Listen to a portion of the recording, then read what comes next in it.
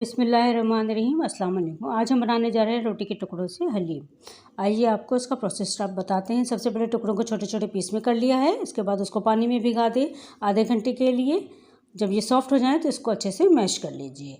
अब हमने दालें ले ली थी जिनमें मूंग, मसूर और चने की दाल थी। इसको हमने बॉईल कर लिया है अच्छे से। और एक बर्तन में प्याज ले ली, इसको हम ब्राउन कर लेंगे। ये देखिए अच्छे से ये गल चुकी हैं तमाम दालें। अब इसको हम पीस लेंगे अच्छे से। अब ये गरम मसाला ले ली जिसमें लौंग, इलायची, बड़ी इलायची और ज़ीरा शामिल है। इसको हम पीस लेंगे और एक गरम मसाला सा तैयार कर लेंगे।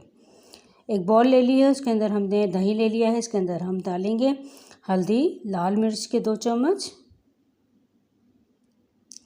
और थोड़ा सा धनिया डालेंगे और अदरक लहसुन का पेस्ट डालेंगे।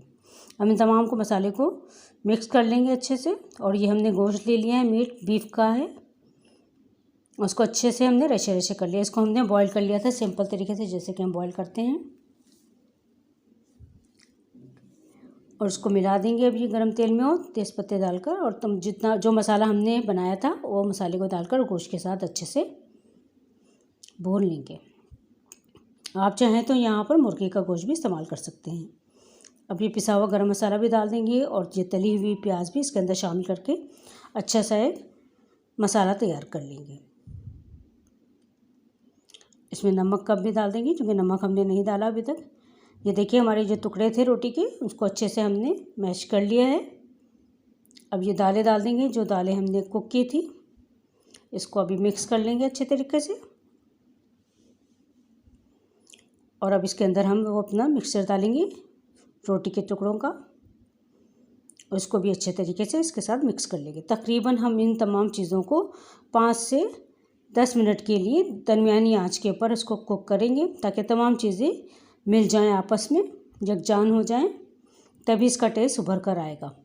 ये देखिए माशाल्लाह से गाढ़ी हो चुकी है और कितना अच्छी लग रही है माशाल्लाह से। इंशाल्लाह जायके में भी इतनी ही अच्छी होगी। आप अपने घर में ट्राई कीजिए। अब इसको हम सर्विंग प्लेट में निकाल लेते हैं और चाट मसाला और तली हुई प्याज से गार्निश करके आप पेश करें। अगर आपको ये मेरी मेहनत और कोशिश पसंद आ रही है तो प्लीज़ लाइक और शेयर कीजिए, कमेंट्स कीजिए। अगर आप मेरे चैनल पर नए हैं तो प्लीज़ मेरे चैनल को सब्सक्राइब कर लें। बचे हुए टुकड़ों का, रोटी के टुकड़ों का सबसे बेहतरीन काम यही है कि आप उसकी हलीम बना लें। आपके टुकड़े भी ज़ाया नहीं होते।